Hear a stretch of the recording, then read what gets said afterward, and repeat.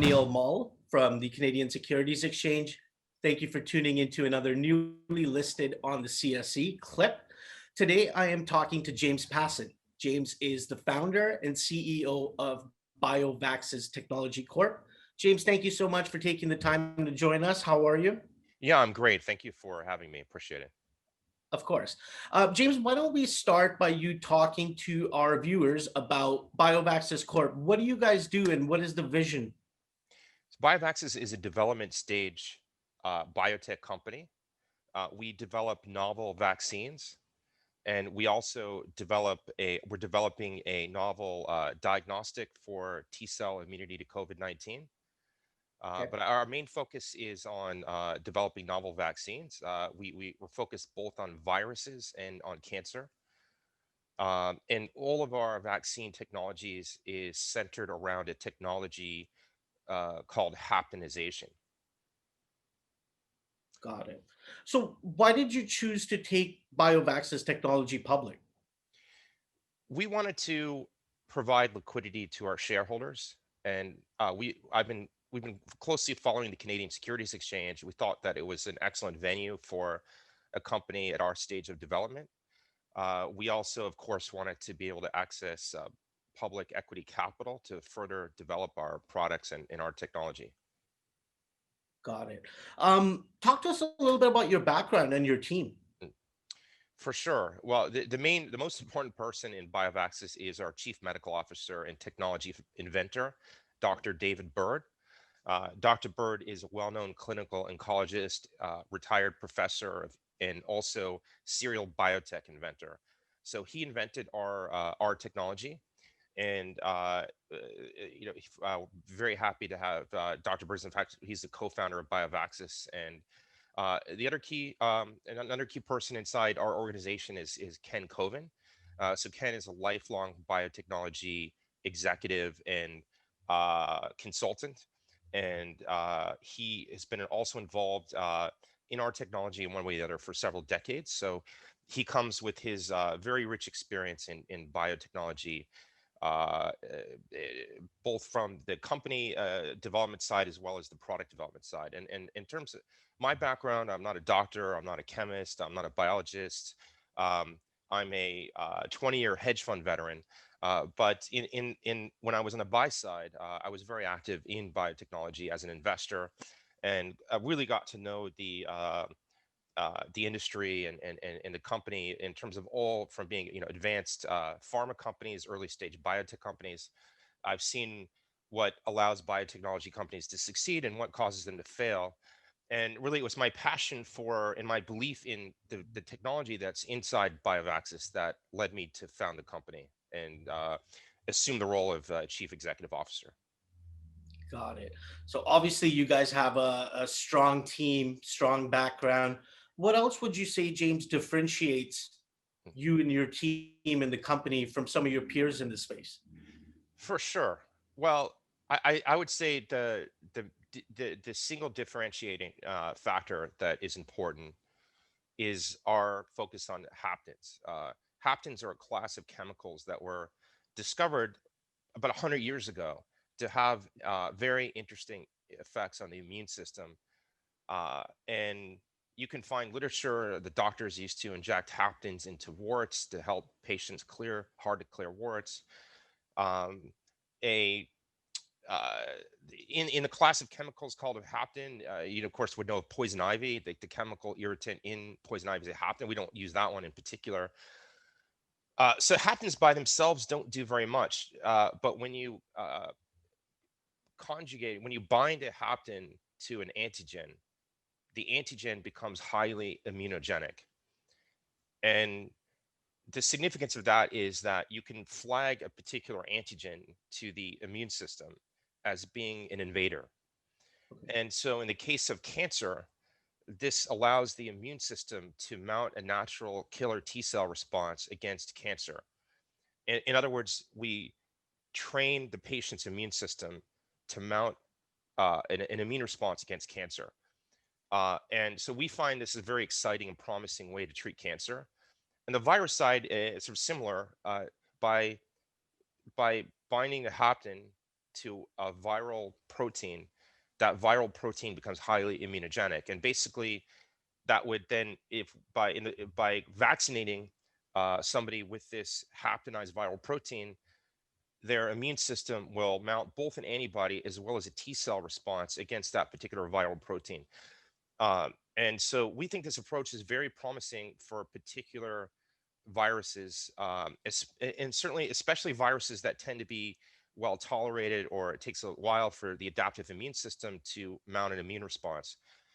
So the other uh, corresponding differentiation of our company is that haptenization is not a new technology. It was abandoned by mainstream pharmaceutical industry for whatever reason, until Dr. Bird, our chief medical officer and technology founder, he started playing around with haptens and invented haptenized therapeutic autologous cancer vaccines, and which is a technology we now control. And what's very promising about our technology is that the a previous generation of this technology, under Dr. Bird's leadership, was taken all the way through successfully completing a phase 2 trial, both for melanoma cancer as well as ovarian cancer. That data is publicly available, and anyone who looks at it will see that the data is very promising. And so, over 500 human volunteers in regulated FDA-approved trials have received Dr. Bird's autologous therapeutic cancer vaccine. So we have an excellent safety profile. So now we plan to move forward with a new generation of this technology, which we think is even better on the cancer side. And the last thing I'll mention is that on the, especially on the virus side, it's relatively simple, straightforward process to manufacture our vaccine. It was very easy to make our vaccine for a mouse trial. We have a COVID-19 vaccine candidate. We had fantastic results from a preclinical mouse study with 96.4% efficacy in terms of antibodies, with no visible side effects. So we seem to have confirmation of an excellent toxicity and efficacy profile, at least at the animal stage, on the virus side. Um, and I would say that the last thing I would mention is that we're not proposing to do anything radically new, involving aggressive intervention into the human body.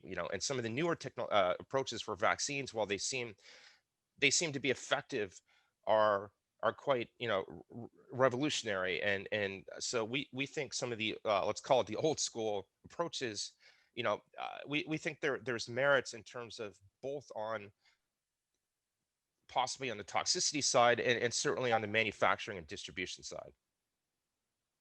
Got it. So obviously you guys are working on a lot of stuff. I've seen a few interviews that you guys have done. Where can our viewers follow you guys, find out more details about what you guys are working on, keep up with your press? For sure. Well, I would say the easiest way to follow our developments is on our website, biovaxys.com. Uh, so I would suggest for anyone interested in following the affairs of the company basically follow us through the website. Perfect. James, are there any upcoming milestones that you're able to talk about that our viewers can expect and look out for? Yeah, absolutely. Well, the imminent news, we're awaiting data from our mouse study on our COVID-19 vaccine candidate. We're awaiting the T cell data. We had the antibody data, which was excellent. We'll be announcing the T cell data soon, and then after that, we expect to see some initial important business development on the cancer side. We're very keen to launch a phase 1 trial for our therapeutic ovarian cancer vaccine. Ovarian cancer is a huge problem for women. It's very hard to treat it. There's not many effective therapies. We think we've got a great shot of addressing that market. So we think I'm hoping to have an important announcement on the ovarian cancer side. And then the other thing to watch is on our T cell diagnostic for COVID-19. We have a novel diagnostic. It's a tool for uh, effectively to see if somebody has antigen specific T cell immunity to SARS-CoV-2, which is a virus that causes COVID-19. Now, right now, it's the only way to know that you have T cell immunity to COVID is to extract blood and send it to a specialized laboratory that uses very expensive, time consuming tools to find the T cells. Because there's so many T cells, it's very hard to differentiate. Antibodies are very easy to screen, but T cells are much harder. So we have a provisional patent application on a novel diagnostic for T cell immunity to COVID, which instead of drawing blood and sending it to a lab, we can do a skin prick, and it was very similar to a food allergy test. If you've taken kids to do that or yourself, but effectively, it's very similar to a food allergy test. There's a well-known effect called delayed type hypersensitivity, or DTH. So DTH is an effect that if you put a protein into the skin, a tiny amount, if you have T cell immunity to that particular protein, you're going to get a red dot on your skin. You can only get that red dot if you have T cell immunity. So we believe this will become a scalable, low cost tool to test the entire world to see who has T cell immunity to COVID and who doesn't have it. And really, the significance is that there's no reason to vaccinate somebody that already has T cell immunity, because it's known that T cell immunity will provide protection for a long time to any virus. And the studies are showing that people recovering from COVID, that they tend to have the T cell memory, the T cell killer cells against COVID. So we want to roll out our diagnostics screen to help public health authorities with the allocation of vaccine resources, which could make a huge difference in poor communities and developing countries that have limited resources with the vaccine in particular. And also, there's no reason, if there's any possibility of side effects, why vaccinate somebody that already has T cell immunity? That doesn't make sense. Now we need to get this approved, but we're quite excited about it. So apologize for the long answer, but take a close look on the news flow on our diagnostic. Perfect. Well, James, I appreciate you taking the time to join us, talk to our audience about, what BioVaxys technology is all about. We look forward to watching your company succeed and grow as you move forward. And I look forward to many more conversations with you and hopefully your team members. Welcome to the Canadian Securities Exchange, and we hope for the best for you and your team. Fantastic. Thank you for the well wishes, and excited to be listed on the CSE. Of course, James. Again, this has been a newly listed on the CSE clip with James Passin. He is the co-founder and CEO of BioVaxys Technology Corp, which is listed on the Canadian Securities Exchange. Thank you. Thank you for tuning in to another newly listed on the CSE. Please feel free to hit like and share this content, and hit subscribe if you haven't already.